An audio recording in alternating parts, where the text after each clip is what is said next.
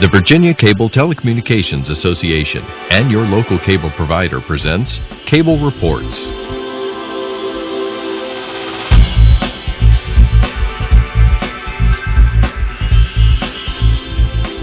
Join us now as Cable Reports brings you up to date on current issues facing the Commonwealth through discussions with your local legislators and other policymakers from across Virginia.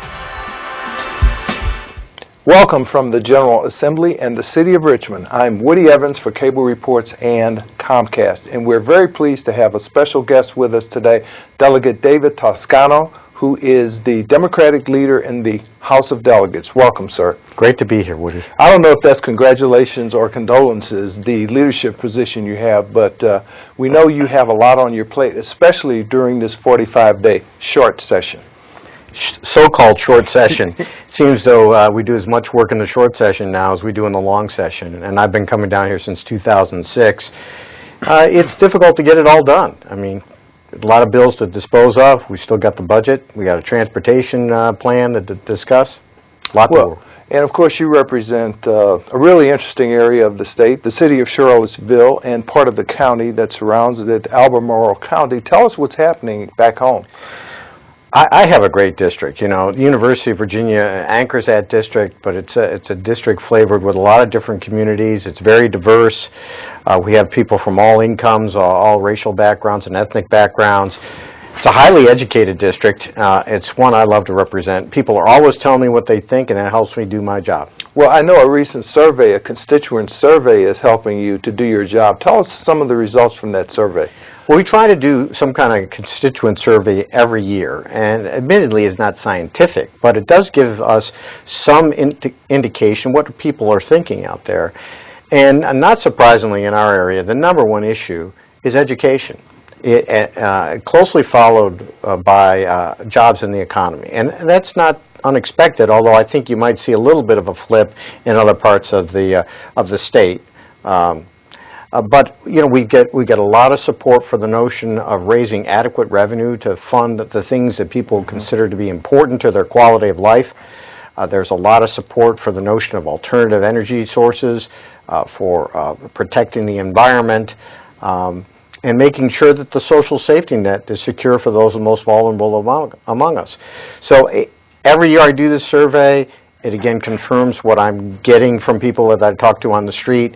And I think it reflects the nature of our caring community in Charlottesville and Albemarle. Continuing to focus on the University of Virginia, you have your UVA tie on today, and of course there's been a little controversy down there which has led to some legislation and a vote that had to be taken in terms of one of the members of the Board of Visitors. What's happening with that?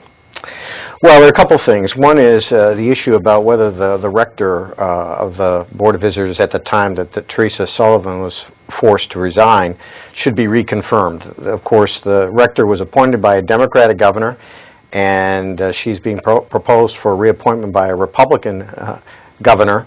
You know, she's got a really good chance of getting reappointed, but I think there are going to be a substantial number of votes in opposition. And I think that'll be a strong statement to the Board of Visitors that they really need to conduct business in a little more transparent and open process.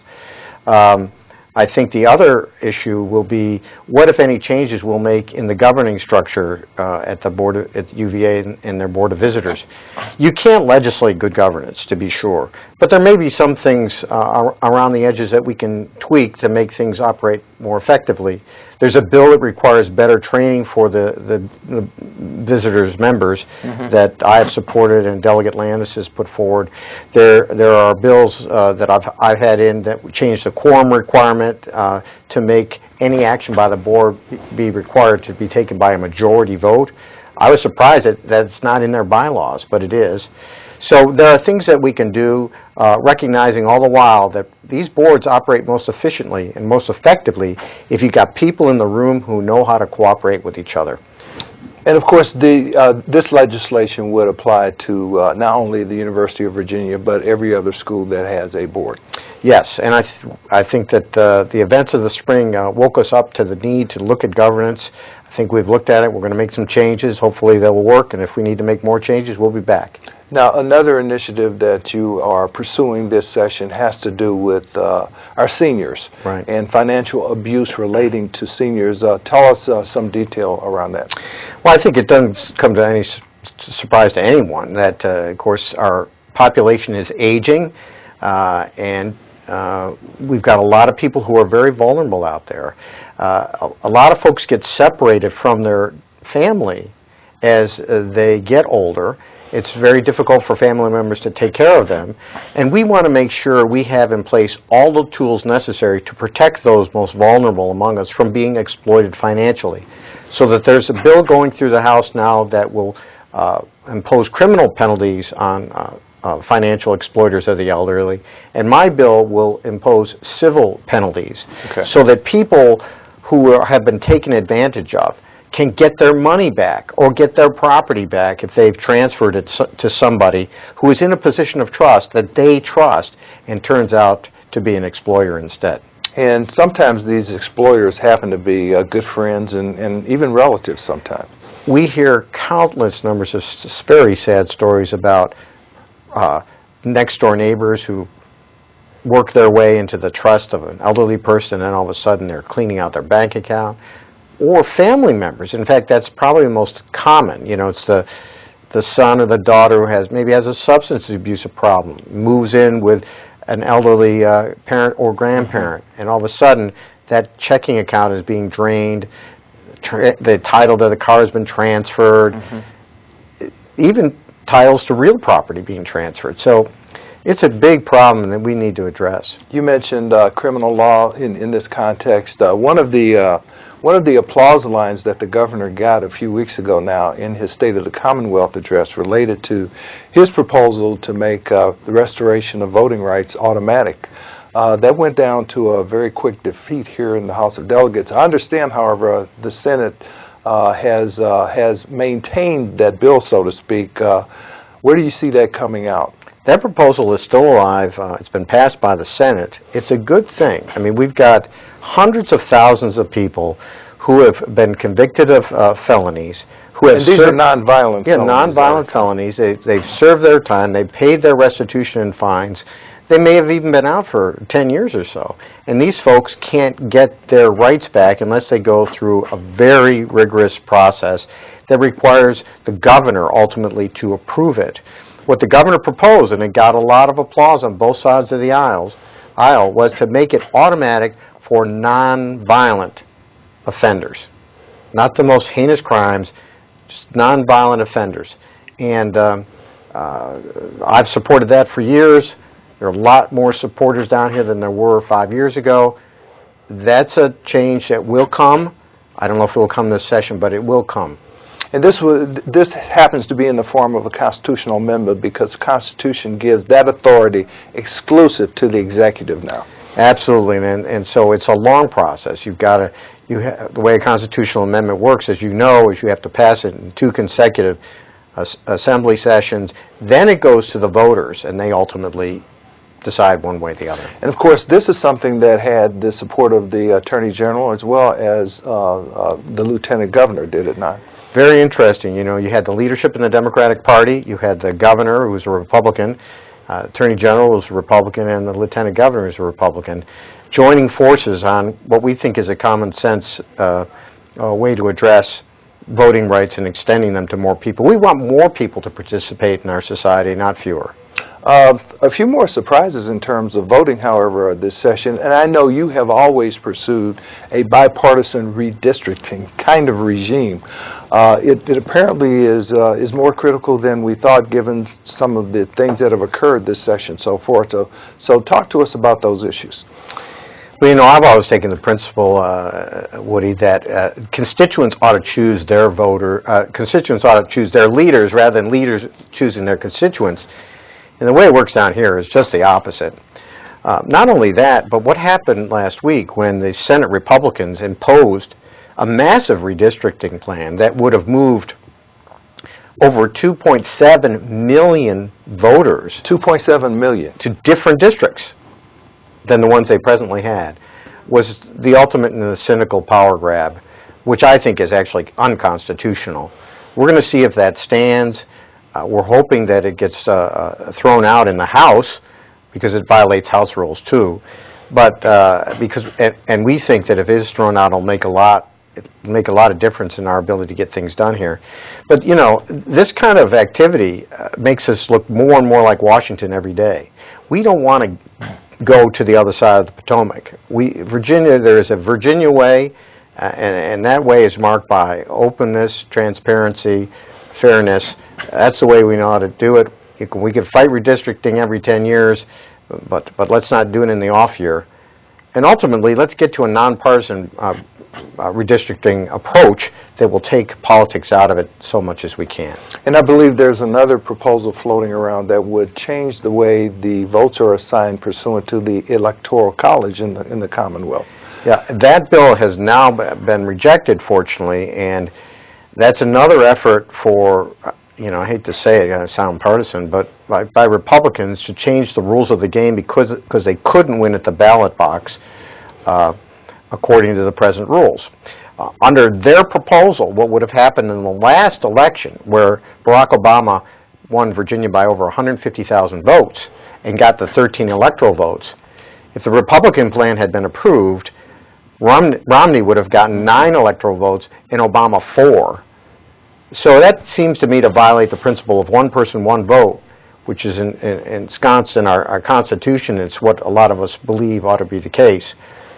But that's what they're trying to do really all around the country, so they can change the rules because they didn't like how the rules worked for them this last time around. Another surprise announcement by the governor was his transportation package. If it prevails, the Commonwealth would be the first state in the Union to do away with the gas tax.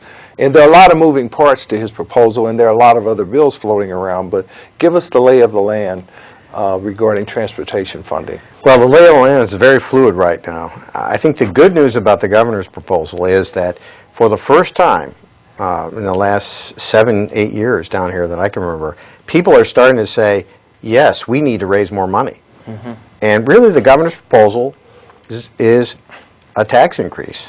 Make no mistake about it. Once you cross the Rubicon and embrace the notion we need more money and we need to raise that revenue, we ought to get a package that really works. Otherwise, we're going to be back here 3 or 4 years from now talking about it again.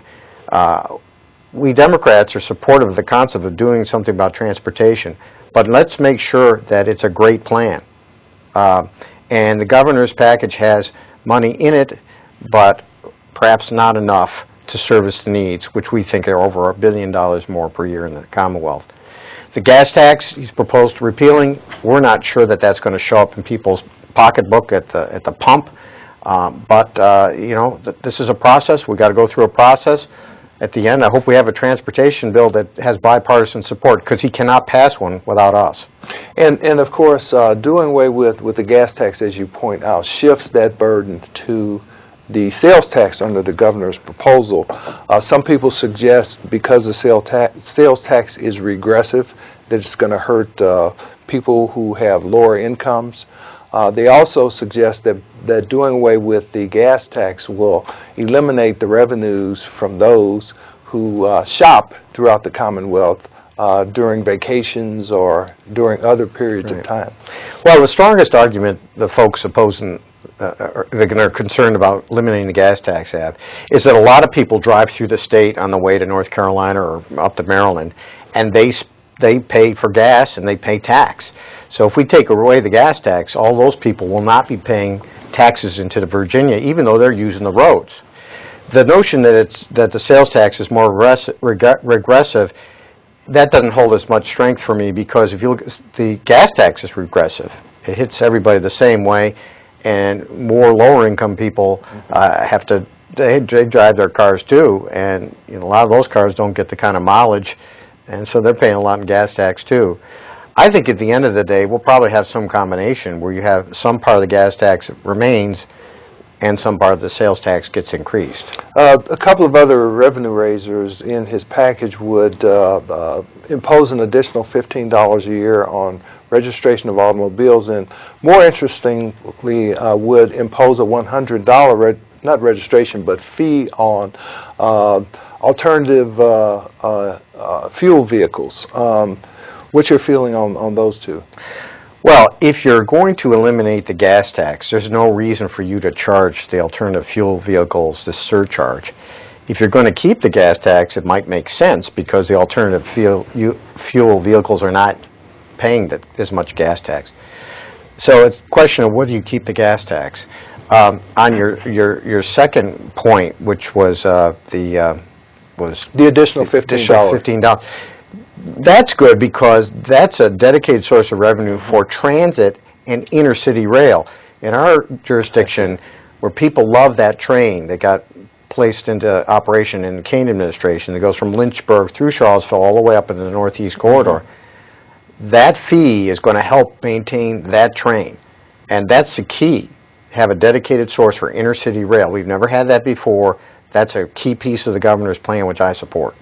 And we're always complaining about inaction at the federal level. People are concerned about sequestration, for example, but part of the governor's proposal includes the reliance on the federal government to pass a law that will allow states to tax internet retail sales. Now, I understand we're supposed to be declaring and paying that tax now. Very few people do it, but is it wise to rely, and I think it's almost a third of the revenues that he wants to raise on the federal government's action? Well, of the $844 million that is in this package in the fifth year, almost 235 or so is reliant on that tax. That's that's a dangerous position to put Virginia in because we're relying on something we have no control over. This tax proposal has been in the Congress for 10 years. They haven't been able to pass it.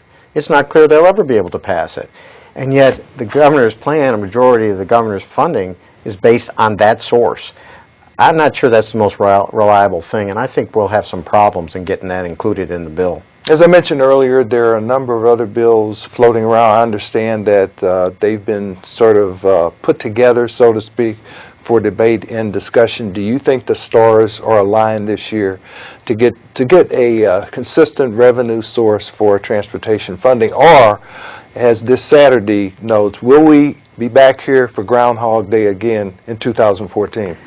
Well, it's difficult to predict. I mean, the good news is for the first time in this governor's tenure, he's proposed something that's real and that we can work with. The question is whether it's going to be pushed up enough that we can support it. And then on the other side, you got those people who signed the so-called no tax pledge. Are they going to be? Some of those people are going to be able to say, "Well, my constituents want this so badly that I'm going to abandon the pledge that I made to some guy who doesn't even live in our state." For the sake of my constituents. As an educator yourself, you've been a leader not only K through 12 but our institutions of higher learning. The governor's proposals in terms of K through 12 include a raise for teachers, which is well deserved and long in coming, but it also includes some teacher reforms to their contracts, how they're evaluated, and on what basis. How do you see that panning out? Well, I think that there's kind of a broad compromise now to enact these reforms in exchange for the raise, and I think that's a good thing for the education of our young people. I mean, the action happens in the classroom, and you have to pay teachers what they're worth. At the same time, you got to make sure that the teachers are doing what they should be doing. So you've got some accountability measures worked in here, and you're giving people raise to compensate them for what they do. We should be paying teachers more than the 2% raise, but that's what we have in our budget now that we can afford, so that's what I think we should do. A couple of other proposals relate to Teach for America, for example, to attract bright, young, dedicated folks to come into our schools, and also the increased proliferation of charter schools that would require giving jurisdiction, as I understand it, to the State Board of Education to deal with those issues. How do you come down on those two proposals? Well, I do like greater degrees of choice. I don't like too much of concentration and centralization of power in Richmond. I like to have the local school divisions have a substantial, if not the critical say in what gets chartered. We've got a couple of charter schools in Albemarle. You know, there aren't that many in Virginia, but we've got 2 of them. And they work pretty well in Albemarle, and those were chartered by the local school board. Now, it may be that in the case of so-called failing schools, you may want to cede more control to Richmond. But you got to be very careful, because once you cede that control to Richmond, you lose a lot of ability to shape children's lives, and we got to be careful of that. What about control over the calendar at the local school district? That's always an issue here. And of course, last year we had a bill which would allow homeschooled children to compete in athletics. It's back before us. Where do you see those winding up? Well, I think the homeschooling, allowing children who homeschool to participate in athletics, I think that eventually is going to pass. I mean, I have voted against that bill in the past.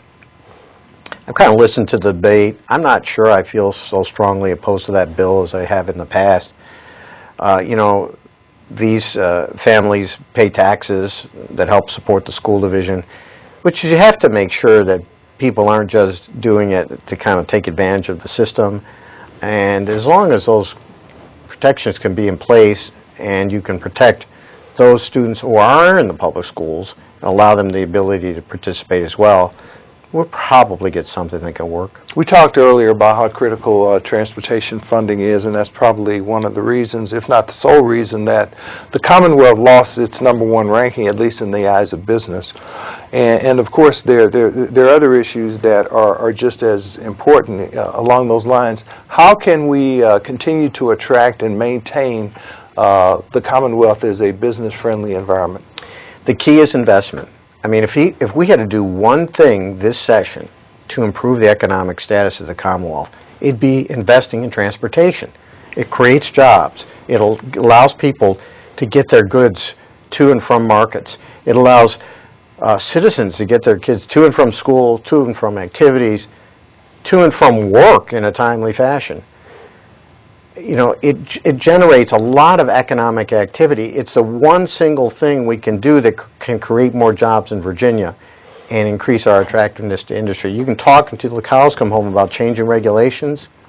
People are more concerned about, you know, quality schools, being able to get there, being able to get to work, and getting their goods to market. And of course, those quality schools include our community college system, with their ability to educate those who can't afford our institutions of higher learning, and more importantly, in these tough economic times, retrain those who have lost their jobs. It's a key component. You know, again, these investments in the public infrastructure are key to the survivability and competitiveness of Virginia. In this country, we really built our economic might on our technological prowess, our mind power, our innovation. That comes from universities. That comes from education. And we neglect that at our peril. And of course, the recent emphasis on science, technology, engineering, math, and health are also very important in terms of the community college system and our institutions of higher learning. And compliments to the governor and the General Assembly for passing the Top Jobs Bill last year, which provides a kind of a framework for us to increase the number of degrees in Virginia that we grant, and hopefully to fill out the actual financial investment to make it happen. I mean, the words are all nice on a piece of paper, but you got to invest behind it. You have to put the money in the process to make it work. Now, contrary to some popular wisdom, the U.S. Supreme Court last year upheld the Affordable Care Act. In doing so, however, it granted the states a lot more flexibility in terms of accepting the receipt of funds to expand Medicaid. The Commonwealth is faced with that decision. The Commonwealth is also determined, apparently, to allow the creation of a federal healthcare exchange as opposed to the state engaging in that endeavor. Right. Two separate issues, but very important. Right. And the exchange is a very complicated issue. It really relates to people's ability to find products in the marketplace that they can decide to purchase. I've always thought that Virginia should be in control of that rather than the feds. But the governor doesn't agree, so we'll see. Now, I as a consumer then would be able to go to a website and make comparisons about several of healthcare plans that would be available to me. That's exactly right. And when the federal government starts to impose what are those healthcare plans, then I think we get into some issues. On the Medicaid expansion, for me, that's a no-brainer. Here's an opportunity to extend health benefits to somewhere between 300,000 and 400,000 Virginians who don't have them now, at no cost to the state, because the federal government is going to be paying 100% of the reimbursement for the first 3 years, and then it'll drop to 90%. At the same time, it's probably going to save Virginia by saving hospitals, and it creates 30,000 new jobs. What's not to like about that? Now tell me, because as I understand it, I, as a Virginia resident, am paying federal taxes. Part of those taxes would go to help fund the expansion of Medicaid. If the state decides not to expand Medicaid, where does my federal dollar go to? It goes to whoever wants to expand Medicaid in whatever state. So you could be sending your federal dollar to Wyoming, Pennsylvania, New York, Connecticut. You know, again, if you're a taxpayer, why not keep it here? Now talk to me about those additional hundreds of thousands of people who would be eligible if Medicaid is expanded. Why is that important to the Commonwealth? Well, in a strictly financial sense, it's important because it keeps a lot of these people out of emergency rooms, and that's where costs of health care jump dramatically. And you and I who have insurance, we're paying that in our premiums. But beyond that, just the health benefits are critically important, especially for young kids who really have to have good access to health care so that they can perform in school and have a chance to get ahead in life. So, you know, finances and health are two good reasons why we should support that expansion. Now, understand that there's one proposal that would say, okay, we will accept your funding for a period of 3 years because we don't believe we can rely upon you for that 100% and then 90% declining thereafter. Apparently some people think that's a prudent way to go. Do you think that legislation has any chance of passage? Well, you know, sometimes you got to get into the queue, and maybe this is going to get us into the queue and advance the ball. And if that's the case, then I think I'll be able to support it. The question is always in the details. Absolutely. Now, I believe in your response to the governor's remarks, one of the things you made clear was that you wanted this session to focus on jobs and the economy and stay away from divisive social issues. Has that come to pass? Well, you know, pretty much.